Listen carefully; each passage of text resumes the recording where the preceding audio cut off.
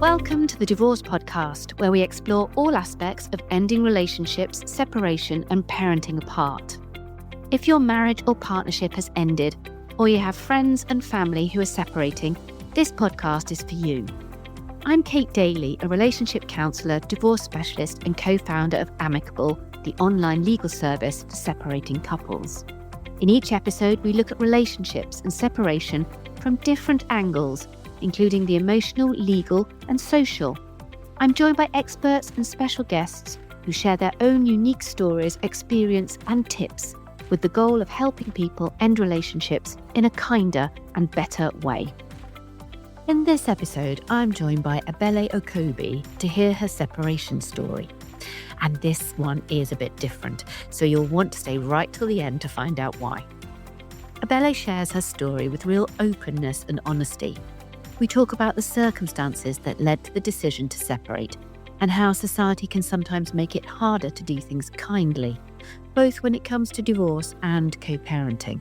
We also cover how her children and friends responded to the news, why communication matters so much through separation, and how certain revelations can completely change the way you see your life and your relationship. There's a big reveal at the end, and we promise it's worth the wait. But just so you know, this episode comes with a trigger warning. The episode touches on content that some listeners may find distressing, including violence, murder, police brutality, racial discrimination, and genocide. So please take care of yourself while listening. If you loved this episode, then please subscribe and rate us on your preferred listening platform. Welcome to you, Ebele. Thank you for having me. It's brilliant to see you. Thank you very much for joining me. Now, this episode, to set the context, is all about your separation story. And without giving any spoilers away, it is an unusual one. So I'm really keen to hear all about it and to share with listeners a story of hope and triumph over adversity. So why don't you kick off, if you will, with a little bit of background. Start by sharing a bit about your separation story. How did the relationship evolve to a point where separation felt like it was the right step? Sure. So I'll start and send a couple of sentences about how it began, because I think that's important. So my husband and I met when I was 17 and he was 16. My little sister introduced us. We went on one date to see, we're old, so we went to see Boys in the Hood in the theater. We cried, both of us, when Ricky died. But after that, I was going off to university. And when you're 17, someone's 16, you just feel quite mature and sophisticated. And so we were friends for 10 years. And we actually ended up getting back together when both of us happened to move to New York. I had been in London. He had been in North Carolina. We moved to New York at the same time. We went out on a date as friends, and we woke up the next morning as more than friends. We essentially moved in together 3 days after that, and we were together essentially for 20 years. And when we decided to get divorced, and a lot of this, you have to say this in retrospect. So as in like what you've understood in retrospect. And so my little brother was murdered by police, and I threw myself into activism because many of these murders in the US, he was essentially murdered for walking down the sidewalk and being Black. And in retrospect, what I realized is that in the aftermath of that, I threw myself into activism. I was very, very involved in work. We had 3 very small children, plus we were foster parents to another child. And candidly, I, in retrospect, realized that it was because I refused to face my sadness over losing my brother. And I pushed away someone who I was most afraid of losing. Now, of course, when you're married a long time and you have a million kids and everybody's working. And I also think there was a piece of it that was around Rich really being an artist and not really stepping fully into his purpose. And so there's a way I think that he showed up in our relationship, which he's always a kind and loving and joyful person, but where he wasn't really himself. Fulfilled. And then, Yeah, he yeah, wasn't yeah. fulfilled and I was grieving. And so I think that, and then we had a billion kids, it felt like. And so I think all of those things together really led to a decision. It was never yelling and screaming. We never had arguments. We were always friends. At the core of our relationship was friendship. But I remember reading this book and it said something like, 20 years in anything is considered a triumph. So why would you consider 20 years in a marriage or relationship a failure? And so I remember saying, I would rather part as friends than turn our relationship into a project and hate each other at the end. So our story is actually not dramatic in the sense of it wasn't we never fought. It wasn't that. It was just more us deciding that the way we were together didn't work and we'd rather retain the friendship. Such a lot to unpack in that, isn't there? I mean, the grief that you must have been going through and the impact that that must have had, as you say, on how available you were, how close you wanted to feel, and how vulnerable you were prepared to make yourself. Because ultimately, being in a relationship is making yourself vulnerable to somebody else, isn't it? And having no control over that person and feeling the sense that they hold your life in their hands almost. So I cannot imagine the tumult that must have been going on emotionally at that point for you. I wonder, when you think back on this, did you have a sense of, because you said at the beginning, you're looking on this retrospectively, did you have any sense as your relationship was essentially breaking down for that period of time of what was going on? Or were you just sort of flung into it day to day? So if I'm putting myself back where I was, I've had this sense of recklessness a little bit about life. And I think that's very much connected to feeling like this horrible thing had happened. And so, no, it wasn't the worst thing, but there's this sense of this horrible thing has happened. I don't want to say what's the worst that can happen, but just like, Yeah. You can't touch me now almost, yeah, isn't it? That in some feeling of, ways, well, yeah. yeah. In some ways it was that, and in some ways it was just not having any emotional capacity because I had again, like anybody who's been a parent, if you have very small children, you already don't have emotional capacity, and then you have this additional, like, real grief and me also not facing the grief and not really engaging with grief because I went straight to rage, like, straight to rage and, like, how can I attack the system that took my brother? And even then, I knew I wasn't I remember people telling me, "Look, you can head straight into rage, but you're gonna have to deal with this emotion at some point." And so I think in my head, I thought, "Well, I'll deal with it at some point, but right now, this feels safer to me than grief." Like, rage and disconnection felt safer to me than grief. I guess in some ways it's an incredibly brave decision to take to actively end a relationship rather than let it disintegrate. Did you have a sense of that at the time, or did it come across differently? In what sense? What do you mean? Well, so you it sounds like you actively took a decision to end the relationship rather than let it disintegrate. Was that your decision? Was that your husband's decision? How did that come about? What led up to that ability to almost stand back and say, as you just said, I'd rather end this as friends than actually to put it off and just allow it to disintegrate because then the decision's made for you, isn't it? I think it's a collective decision. So a couple things. I think that I tend to be someone who likes to act rather than to be acted upon. And I think there's a real helplessness that's connected to the way my brother was killed, as in like he's my little brother and feeling like so since that was a thing that happened, this felt like a thing that we could make happen as opposed to having a bad outcome. And I also think it's connected to the way our parents. So my parents, I come from a Nigerian family. Divorce is unheard of. One is not meant to get divorced. My parents had a terrible marriage, and my mother divorced my father when I was 14 or 15, and I felt very proud of her for taking that step. On the other hand, Rich's parents got divorced, and I remember when Rich and I first started dating, he always said, "We will always be friends," because and I think part of it is he had an example of parents who had separated, but they remained friends. They remained deeply involved in his life. And so from the beginning, he had always said, of course, we promised to be together forever, but he said, the core of it is that we will always be friends. And I remember the beginning, him saying that and feeling a little put off, like, "What are you saying? Are you planning ahead of us, not being together?" But I admire that so much because that was set from the very beginning as that this is the relationship we will have with each other, that we won't burn anything down because the intention is that we'll be in each other's lives forever. The shape of it may change, but we will always be in each other's lives. So that means that there's a way that you maintain a relationship because you don't intend to burn it down. I think, again, it's a brave thing to say on his part, isn't it? Because as you say, we talk about prenups, we talk about having these conversations when you get married. We know what the stats are. In America, 50% of marriages break down. In the UK, it's just under that. But essentially, if something is as likely as the stats suggest, why wouldn't you have this conversation? But as you say, you know, even you, a well-rounded, intelligent person, emotionally available, you feel that sense of offense. And I wonder how much that's to do with our cultural narrative in the Western world versus, ultimately we live longer. We're here for a very long time now. As you said earlier, a 20-year anything is seen as a massive success in most cases, anything that lasts for 20 years. So why do we still have this sort of cultural hang up where we still feel that it's a failure or it's a shame? And it's kind of doesn't matter almost from what walk of life you're from or from what cultural background, it still permeates. And there's a lot of us trying to change that. But it still hangs around like a bad smell, doesn't it? Absolutely, and I would add that there's another layer. So there's a layer of me being a Nigerian or African and our specific culture, like one does not get divorced. I mean, you can have a terrible marriage, but you don't get divorced.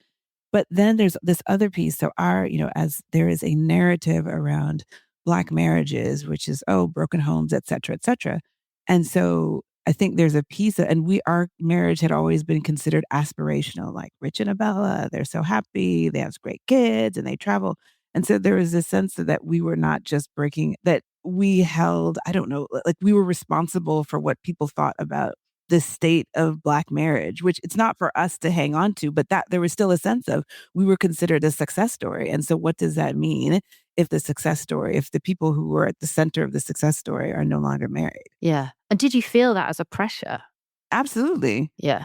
So Absolutely. I mean, and it wasn't just other people's narrative. You'd sort of bought into that narrative as well, and you felt the sense of shame and pressure if things didn't go down well. even if logically I knew that that was nonsense, I still felt it. Absolutely. That's the thing with the shame narrative, isn't it? Even though logically I sit on the podcast and talk about this, week in, week out, about there should be no sense of shame. Life has moved on. This is a transition. You are together as parents potentially, but not as a married couple anymore. But you still personally, you still feel that sense of shame. And like you say, the stigma, and for you, it's around race and culture. And for me, it's around the stigmatization of single mothers and the way they're seen particularly in this country. And, we're the root of all evil. But it's it's all of that that plays into it. And the feeling that you have versus the logical narrative that you have are, as you say, very different things. So let's move the story on then. So the relationship broke down. You took a decision to go your separate ways. What kind of divorce did you have, or what kind of separation did you have?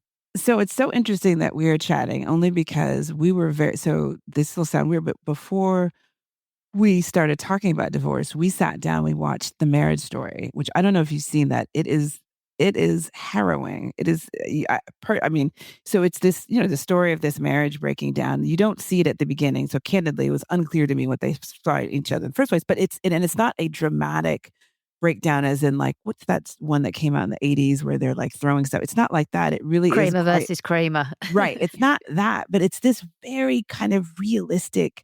And also it shows how people can start off saying, no, no, no, we're just going to be completely amicable. But then a lawyer gets involved and the lawyer says, well, she's going to do this. And so what we sat down and watched that. And we were very deliberate about saying, we do not want that. And so because we said we do not want that. We want to maintain our friendship. We want to maintain relationship and not just, oh, for the kids. We like each other like a lot as humans. So we want to stay connected to each other. So we sat down and said, we do not want that kind of divorce. We do not want lawyers involved. And, I was trained as a lawyer. I mean, so I'm not against lawyers in all circumstances, but in this particular thing, we didn't want that. So we actually looked up, how do you do a divorce? And then we're also in a different country. In the US, you can do a no-fault divorce, or at least in California, the state in which we got married, but we're in the UK. And imagine, to my shock, realizing you couldn't do a no-fault divorce at that time. You couldn't do a no-fault divorce. You had to figure. So that was a whole process. But then I remember we looked at the time, we looked at amicable and we looked at another, and I can't remember now. I'm blanking on the provider. I don't know if she's still around. And we looked at two things and we said, what are ways that you can get a divorce, but not involve lawyers and ensure that everyone is sort of represented and everyone feel comfortable. And so we were quite deliberately took that route because we specifically we didn't want to fight over anything. We also wanted to agree ahead of time and have someone who would sort of ratify what we agreed on. We were completely aligned, have always been aligned on kids. both of us are very involved parents. So we agreed on all of the big things. And so we were specific in saying we don't want someone who's going to stir up dissension where there isn't. We don't want someone who's going to make us defensive and say, well, if she's doing this, you must do X. And we also want to do it collectively. So I know, obviously people would say, oh, you should have someone who's only representing your interests. We didn't see our interests in the context of this as separate. So we really wanted to see our interests as actually connected interests. We both have a mutual interest and a very specific endpoint. And so we want someone who's going to work with both of us to get to that endpoint, not two different entities who have their own agendas and who are going to put us at odds. I think it's so interesting that you say that, because I think you're echoing probably lots of people's fear when they first come and speak to somebody about divorce. They are usually, or often, not usually, they are often quite amicable and they set out with all the best intentions. But you're right, the system we have where you take individual advice and your interests at that point are immediately separated is very difficult, because it just means that nobody is ultimately representing your children. You are being polarized at every turn, and you are also second guessing malintention on the behalf of your partner. And it often isn't there. It's often suggested by people who are coming from a fear or a different agenda. And so you ultimately have two people who start quite close together, but the system pulls them to opposite ends of a very long table. And then you spend all of that money and time and emotional collateral fighting it out with the person who ultimately, when this all is finished, you're meant to then go and co-parent with. And it just does, as a concept, it's so ill thought through. I just find it incredible that it's taken this long to unpick it and dismantle it. And people start to think about, as you say, well, what if we actually agreed we had a collective interest, which is our children, or a vision of the future that we have collectively agreed upon, or our values or our principles or our morals about how we want to behave. And I think the minute you do that, you realize that the system of having two separate lawyers fighting it out on your proxy behalf is just defunct and ridiculous. Correct. I mean, and to be fair, so to your point, I think most divorces or separations can and should be amicable. Of course, you have situations where you have abuse, and that's very different. But to have a system that's organized around those circumstances, when most divorces are not in those circumstances, it means that you drive people to those. So you drive people to be quite adversarial when you don't when it's not necessary. And even in those situations where you do have abuse, et cetera, even the way the system is set up is not necessarily protective of people. It's not protective. So it does amplify the adversarial nature of it, but it's not necessarily protective of the interests or the safety of either the partner who's being abused or the children. No, exactly. And it feels like such a wrong way round. And you'll know this from all your tech experience and business experience. You'll have to build something for the 80%, not the 20% exception, don't you? You always have to start with the 80. And sure, you need workarounds for the 20, and that's absolutely right and fine. But you can't start with the 20. You have to start with the 80. And it feels like whoever designed our court system didn't start with the 80. Really. Or maybe it's just that we've outgrown it, and that's also a possibility, isn't it? But then it frustrates me, the slow snail's pace it takes to get anything changed around how you do things. I think when you have the people who benefit and not who benefit from the system remaining the same. So, if you're, and, of course, there are a number of divorce lawyers who are excellent, et cetera. But if the legal system is in charge of writing itself out of business, not out of business, but like, or writing itself to an extent out of business, I think that the incentives are a little bit misaligned. So it sounds like you had this amicable divorce set up. How did your friends and family react, and your children, to life as a separated couple? So I think there's the difference between what happened when we told them and what was the actuality. So I will say still till today that telling our children that we're getting divorced is one of the hardest conversations I've ever had to have. The twins, I think at the time, were 6 or 7, and they had never seen us fight. I think that's the other thing. Like, it wasn't like when I was growing up, I was like, "Oh my god, I can't wait for my parents to get divorced." Like, they had never seen us fight. We always got along. And so, there were 2 things. One, they were shocked, like, as little children, they were quite shocked. And that and it you felt like you were you were pulling, to use an overused cliche, the rug up from underneath them. So the world as they knew it then started to doubt, and I will always regret that, if that makes any sense. Like so now it feels, so even now they'll some, even though they're much older, will say, even though you're getting along, are you guys still together? Because there were no signs at all, at least for them. So that was one. And then sort of explaining to them what it was going to look like. So we made a decision very early on that we were always going to, for example, live within walking distance of each other. So we not only said, oh, we're getting divorced, but we said, mom and dad are going to live in walking distance from each other. We are going to split. So it really was 50-50. So they really spent 50% of the time with Rich and 50% of the time with me. So we talked them through the logistics of it. But first they had to get over the shock of it. And when they thought of divorce, they thought of horrible things. Like they thought, they knew friends who were divorced. And so their initial thing was, oh no, does this mean mom and daddy won't speak to each other? Does this mean I won't see someone? And then in their little baby hearts, even though they don't know how to articulate, does this mean I'm going to have to pick a parent? Does it mean that I'm going to have to pick a person? And we identified the things that they were afraid of, even if they couldn't articulate them. And we talked through them, and we also walked them through, this is what it will look like. We did stuff like saying, oh, you're going to go with daddy to pick his new apartment. You're going to pick what your room looks like. So we tried to involve them in it, but also with the understanding that some of it is just they're not going to be excited about. So that was the kids. And then with our friends, there's some friends who cried, friends who cried about it. I remember my mother happened to be in London at the time, so sat her down and told her. People were very invested in us as a couple. So I think for some people, it felt like they took it harder than we took it, also because no one's on the inside of your marriage. So by the time you come to that decision, you've sort of dealt with a little bit of it, but we were telling people and dealing with their grief around it. And their grief was sometimes about us, sometimes about what they understood divorce to be. And sometimes about, some of my girlfriends said, well, gosh, if you guys can't make it, like, what does that mean for me? Yeah. Because I was wondering that whether it was them sort of reflecting on their relationships and feeling that because that they say that, don't they, in a group, if one person gets divorced, it's kind of like a contagion. So good for my friends for sticking with me then, because I was the first. But yeah. But it is kind of like that feeling, isn't it? That, if it can happen to you, then I think it does make people reflect on their own relationship and what they're prepared to live with. Right. For us, it was that, and also a lot of our friends weren't married, but wanted to be married, and so there's a sense that this thing that I'm aspiring to, and I saw this couple as really having it together. So what does that mean? What does that mean in terms of my own aspirations? Yeah, ruining their vision before they've even started. Yeah, Exactly. yeah. Oh, that sounds tough. It really does. So when you actually got to the situation where you were co-parenting, tell us a little bit about that. How did that work?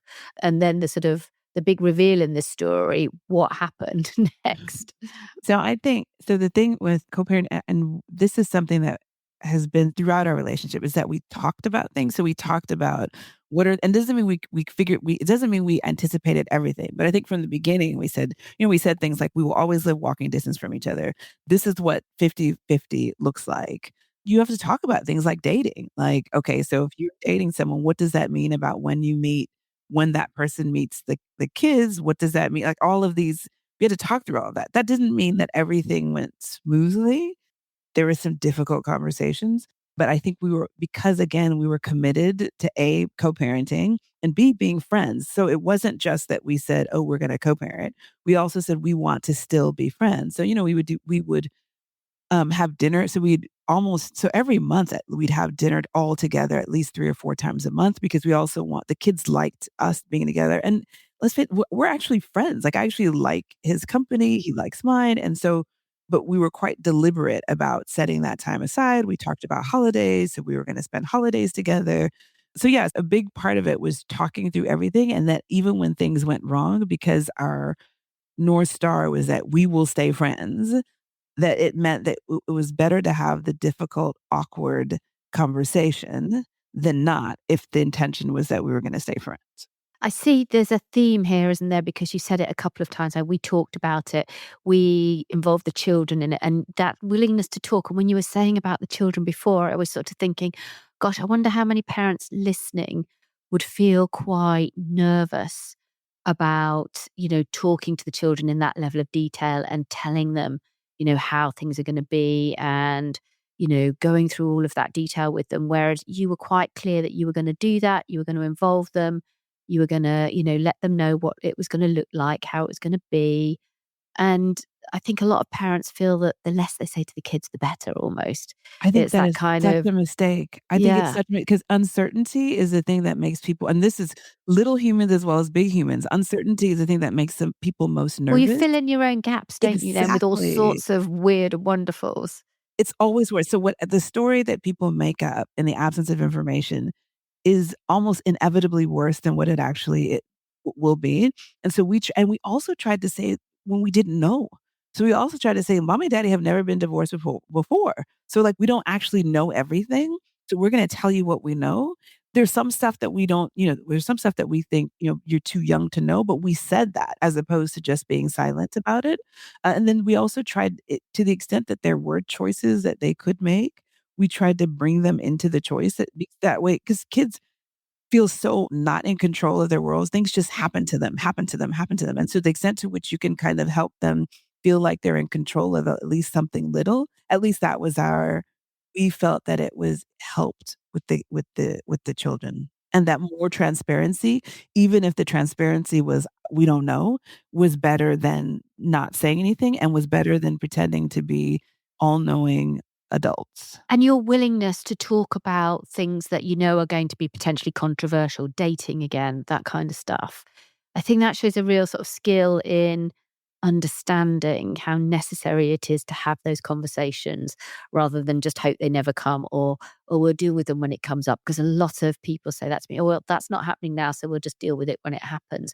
What's the difference between planning it in the cold sort of aftermath of a relationship breakdown versus stumbling across it when it happens? Emotions are always higher when you're in the middle of the thing, right? So when you're talking about something in the future, you can talk about it in a calmer way. It still feels like a hypothetical. You can also focus on the principle of the thing as opposed to the emotions that are around. The emotions are all very, very important. But when you're talking from a space of not being both very activated, and let's just be clear, even though we talked about it, there were things that happened that A, we hadn't anticipated, or even though we had made a rule, once we were in the middle of it, I was like, "I don't like this at all." But having the foundation of having talked about it made even the subsequent conversations that had emotion around them easier because we had already agreed previously on a principle. Hello, my lovely listeners. I hope you're finding this episode helpful and comforting. I just wanted to take a moment to share some news. I've written a book and it's called Amicable Divorce. It's a practical guide to separating with dignity, supporting your children and navigating finances and co parenting without unnecessary conflict. It's all the guidance you can usually find on the podcast and much more. If that sounds helpful, you can order it today on Amazon. Thanks so much. And now let's get back to the show. Yeah, and in some ways, if you've agreed the principle, you've demonstrated a level of reasonableness. And I think it's almost better to go back and say, look, I know we agreed this, but actually I'm finding it hard, rather than just going, no, I'm not going to do that first off, which is the alternative way of doing it, isn't it? So I guess that you buy yourself some good grace and some time by actually confronting some of those things in the abstract rather than the logistical nightmare of having to sort it out in the here and now. Yeah. I interrupted you then. Go and finish your story then. So you're co-parenting and you're separated. And so there is a Right. happy ending to this story, Okay. isn't there? Well, I mean, we're co-parenting, separated, and it's funny because we call it to the kids a happy divorce. And in fact, one of our youngest daughter, who's always considered herself an author since she started at 3, so she's always writing. And so she decided to write a children's book called The Happy Divorce because she said and had like animals. I think it was a bear and a wolf. I can't remember. Bear and a dog were married, and so because she said all of the stories about divorce are not happy. And so I want to write a story about a divorce that's happy. And that's just to let you know that the kids, had come to a place like this is where mommy and daddy are. They're divorced, da, da, da, they're friends. I had been working for Facebook and I had an incredibly high pressure job. I'd quit my job. I'd quit it to chase joy. I was loving life. I was traveling. I'd spent a ton of time in the art and cultural space, not as an artist. I'm not artistic at all. but really as someone to support artistic practices, loved it. And I just wasn't as I was in a space of being a little bit further from grief, but also just exploring things that brought me joy. And because I spent all this time with artists, I started to recognize who my husband is. And so, you can know someone for years and still, and I think that's one of the beautiful things about friendships, about long marriages, that no matter how long you know someone, you can always discover things new. And I spent all this time with artists, and so I realized I recognized him.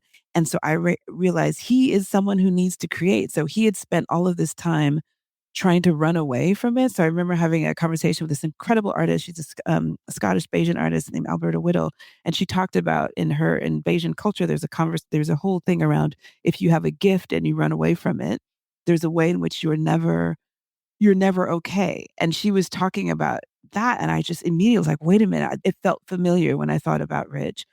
And then I went to this incredible artistic gathering in Venice called Loophole Retreat that was created by Simone Lee, who represented the US, the Venice Biennale a couple years back. And she did this incredible moment. Anybody who's gone to it talks about it as being life changing. And in that, they have this, there's all of these conversations around grief and all these conversations around who's allowed to mourn and all these conversations around which kinds of people, which bodies we're allowed to mourn. It was all around. And so I connected with it really deeply from the perspective of my brother and the perspective of what it's like to love people who aren't meant to survive. That's if you think about all kinds of people. If you think about, so the other thing about my family history is that we're Igbo. And so my family was part of a genocide in Nigeria. And so my paternal grandfather was murdered in a well-known massacre. And so it was just this real sense of like grief in lineages and how one grieves. And I had I met this woman there who's an incredible artist and a jewelry maker who had lost her younger sister. And short of it long, she started talking to me about her grief. And she said, hey, did you go to therapy when you lost your brother? I said, I totally believe in therapy. And she said, yeah, okay, cool. But did you go? And I said, and I believe in it. I think people should go. She's like, so you did go. She said, no, only reason I'm asking is because there's this phenomenon of when you lose someone that you then try and do everything to protect yourself against that hurt. And sometimes that means pushing away the people you love the most. And I remember her having this conversation with me. And then also the week before that, she'd happened to see my husband and or my ex-husband and I, because we were at this artistic event, and she said, "Who's that guy?" And I said, "Oh, it's my ex." And she said, "Your ex?" And I said, "Yes." She said, "No, that's not ex energy." I said, "No, no, no, we've always been friends." She said, "No, no, no." And she said, "No, I know what I saw." And so anyway, out of that conversation, when she told me that, I felt like someone who just met me had seen me really deeply. And so two things happened. One, I had this like real strong sense that I needed to tell Rich, like, you need to follow your purpose. If that means that you're an artist and you never make a penny, that's what it means. You have to do that. So I think that was a really key thing, to go to him and say, I see you. I see who you are. And I think you have to do that. So regardless of whether we are together or not, you have to do that. But then I had this real deep realization, wait a minute, was part of why we were apart and part of why I didn't have any energy around it was because I was protecting myself against what it feels like to love someone who you're always afraid, like deeply afraid that you will lose them. So that realization, then we started spending time together first as friends. And then we went to, this is going to sound really, we went to Venice because I had been a patron for Sonia Boyce, who's the first Black woman to represent the UK at Venice. And so there was a closing event in Venice. And I said, hey, you should come because you're an artist and you should hang out with artists. We're going to go as friends. And so we went to Venice, and, Venice is beautiful. It's like one of the most beautiful romantic. And so I think we went on a Thursday. By Sunday, we were more than friends. And so I remember flying back and being like, well, so what does this mean? But then realizing we couldn't tell the kids. So we were sneaking around behind the kids' backs. So we would get a babysitter and like have the kids at Rich's house. And then we'd be on a date at my house. Like it was very slapstick. Like the whole situation was very slapstick. But it also was actually quite cute. It was quite like this thing of like getting to know him again in a different Yeah. context, and But you're also seeing a dating. different person from what you're saying as well, Totally because different you've had person. the sort of scales pulled from your eyes almost, so you can see him for the man he is. So, and he has the opportunity to step into that character, doesn't he? And to play his part properly rather than getting sidelined by work, job, whatever it was that was holding him back from reaching his artistic potential. I also think that the time apart was really good for both of us in that we developed and grew as people. I had my own developing and growing up to do as well. And I think there is a way that when you're in a long term partnership, sometimes it's not on purpose, but because of there's just a way that sometimes you can keep each other from growing in the way that you need to. So I would always joke, like, I actually recommend a divorce to so many people should get divorced or it's like spend time apart. There was But there's something a really truth to it, isn't there? There feels like a yeah. real validating truth to the way that you tell this story and the sense of you being very in tune with how you are in that moment and accepting the consequences of that. And that was that you couldn't live together as man and wife for a period of time. But then the the change in that circumstance is not because it would be so easy, wouldn't it, at that stage to say, no, I'm divorced, this is just wasn't meant to happen. We just had a fling in Venice, and to not to run with that and allow yourselves to see where that took you, because you'd have had every cultural narrative screaming at you, you don't go back, you don't go back, you don't go back. That's for Elizabeth Taylor and Richard Burton. That's not for normal people. You don't do that. And so it must have been amazing to allow yourselves the freedom to experience that in the moment. I've just so much admiration for you.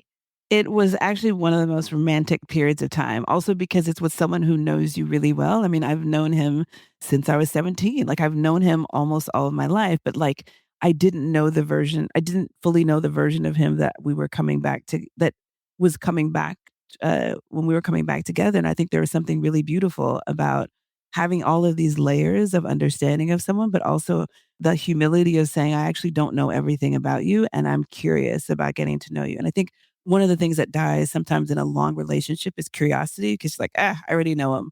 Like, and so this thing of being like, actually, I don't know you. In the interim, you've dated other people. I've dated other people. We've had other adventures. And so you're a different person. And so that was both like beautiful, and also but there's also a vulnerability, if that makes any sense, because you then had to consciously choose each other. It's not like, "Oh, we're together. We just happen to be together." You had to say, "Well, actually, is this a person that I wanna be with?" You had to kind of there's an effort, I think, that was actually quite beautiful for both of us, where you're trying again in a very different way. And then you're no longer assuming that you're gonna be together in the exact same way. You're asking questions like, "Actually, what does it mean?" Because we dated for 2 months before actually 3 months, I think it was, for 3 months before saying, like, we undercover dated, and then we went back to California for the holidays, and then I think I told them, our parents, we were dating. We hadn't told the kids anything. And then we left the kids with our parents over the holidays and we did something for New Year's. And then New Year's Eve, we had all of these conversations like, who do we want to be with each other? Because when we had to say, do we want to date?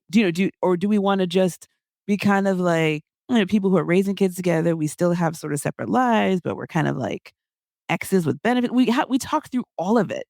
And I think all what are all the options and what do we actually really want? Not just based upon the people we were, but on the people that we intend to be and the people that we've evolved and changed into. And it wasn't a given that we were going to decide to get married again. It was actually, what do we want? And what does the marriage look like? It might look different. It might need to look different because of what we've learned about each other. We actually talked about, well, maybe we want to live in different places. Like we just talked through all of that. And then we also talked about that it felt ridiculous as well. Like after we'd gone and told everyone we're getting divorced, it's a great divorce, and we're gonna to now go back and say, "Hey guys," so there is a level of it that felt silly, that felt like, how are you at this big age unclear about whether or not, and so there's a piece of us that just had to lean into it and say, well, we're doing this for us, and so we're defining what the relationship means to us. Our big concern and our big care is the children and how the children will deal with it, and so we wanted to be really careful about being clear what we were doing before we told the kids, but we had to let go of being the perfect couple, if that makes sense. We had to let go of looking respectable and not looking ridiculous, because I mean, there is, yes, it's romantic, but there also is a side of ridiculous to say, we're back. Like, But also what I like about the way you frame it is that you're not framing it as, oh, it was a mistake to get divorced. It was the right thing to get divorced. It was absolutely a necessary part of this journey. It's almost like an independent decision to then get married. And I'm almost not wanting to use the word remarried, because you're not remarrying into the same arrangement. You've ended that marriage and you are choosing to start, by the sounds of it, and correct me if I'm wrong, you are starting a completely different marriage. The fact that you know somebody is sort of neither here nor there on the one level, but it's obviously feeding you with the possibilities and perhaps some of the confidence to take what feels like, as you say, because it might look ridiculous to some people, a massive risk. Yeah, absolutely. But to me, that's such a lovely story. And it means your divorce story is your divorce story. It wouldn't have been any different. It hasn't changed your divorce story. And then you've got a whole nother story about I've said it now, about a marriage and starting again, albeit with shared children. Yeah. Well, that's another podcast in itself. In just a moment, Ebele is going to share her top tips for navigating separation in a kind way. And I know that you wouldn't want to miss that. But before that, if this episode has given you a tiny bit of clarity or just a bit of comfort or a tip that's made things feel just a little bit better, make sure to follow the Divorce Podcast on your favorite app. Each week, we're here with expert advice and real support to help you through your separation one step at a time. Okay, so it's the moment of truth. Top tips, main message for listeners that you'd like to leave them with. What are your top tips for a good or a kind divorce? Okay. This is maybe a tip for people who are considering getting married. Talk about it now. So it feels like a really awful thing. And I think people have talked about the fight. They'll say, oh, get a prenup, etc. Even I'm not even talking about a prenup, but I think talking to people about what's your view if we are no longer together, how will we handle it? Like who do we want to be to each other? I think it feels like a scary conversation to have in the beginning, but I found that it was very important to have had it. And that leads to the other thing, which is talk communication. And this is true of everything. And sometimes it feels weird because you're thinking, well, if you're so great at communicating, why would you be getting divorced? But you can be getting divorced for a whole host of reasons. And it doesn't mean that the necessity of being able to talk about things, even the things that seem hard, even the things that you hope don't happen, I found that it was better to talk about them in advance and not because hope is not a strategy that talking through them before actually helped us. And I should have started by saying I hesitate always from giving advice because I think everyone's situation is different. And so I can just say, these are things that I found helped us. And, maybe they're useful, maybe they're not. I find that people's advice is more reflection, often more reflection of them and their circumstances. And this is another tip that has more to do with who you pick. If you're picking someone who you don't see yourself as being able to be friends with, there's a question about why you're marrying that person to begin with. Like if that, and I think people sometimes pick people like, oh, this person is, I don't know, feels like a good match on paper, or this person is someone who's very sexy, or this person is someone who like, I don't know, it's like it feels romantic. If someone is not at core, someone who's a friend, one of the things that Rich said, I remember after we got divorced, and I was asking him something, it was because I was going through career stuff and I was thinking about quitting my job. And I forgot, I said something and he said, Bella, I don't think you understand. I'm your biggest fan. Like and this is when we were divorced. He's like, I'm your, and so someone who really is thinking about you as distinct from them, like cares about you as distinct from them. So who isn't like, I want you to do well as long as we're together. But if we're not together, then that is bad. So, and I think being able to have those conversations, even if you're already married, you haven't had them before, being able to start having those conversations now and really develop a core friendship, I think are huge. Talk about dating. So if you're thinking about getting a divorce, think about like, what is the world you want? You have to get through the divorce and separation, but like, what is the world you want on the other end of it? So not just what do I want to avoid, but what is what is the relationship we want? So that you're thinking about not just the ickiness of the separation, but like after, post separation, what do we want? Like, what are the things that will bring us joy? And then work backwards to that. So even though now, like the happy ending is that we got together, candidly, a happy ending would have been that we stayed really great friends and Raised your co-parented our kids. kids. Yep, Exactly. exactly. And we Yep. stayed friends together. And if that's your goal, if you know, like that's what a happy ending is, work back. So will fighting about this one thing get you to that, if that makes any sense? Like is everything that you're doing in the interim going to lead you to whatever the bright future that you're looking forward to? And I would think about that. And I think with the other thing is, I think dating can get tricky, and having rules around. For me, it was having rules around how we integrated people we were dating with children. And I think from a principle perspective, we agreed, but some of the execution got a little messy. And I think being able to talk through that is super important. They're brilliant tips. Thank you so much. Where can people find more information about you? It's so funny that I am actually now writing a television series. I know about this, like a comedy, but it's also a drama. And so maybe in a couple of years you'll be able to watch it. Oh, I can't wait. That'll be amazing. Uh, Excellent. And if people want to connect with you, you're on LinkedIn, Oh, I'm where on can people LinkedIn. find you? I'm on LinkedIn. Perfect. Yeah. Lovely. For separation and co-parenting advice, please visit amicable.co.uk, where you can explore our free resources, our tools, or you can book a free advice consultation if there's been anything in this episode that you want to talk about. You can find me on LinkedIn as well. You can hear about new podcast episodes by subscribing for updates and visiting thedivorcepodcast.com, or you can find us on your favorite listening platform. Finally, don't forget, we'd love to hear your feedback and ideas for guests, and comment on anything you've heard in the episode today. You can get in touch on hello@amicable.co.uk. Thanks so much indeed for joining me today, Ebele. It's been absolutely lovely talking to you. And thank you, everybody, for listening. Likewise. Bye.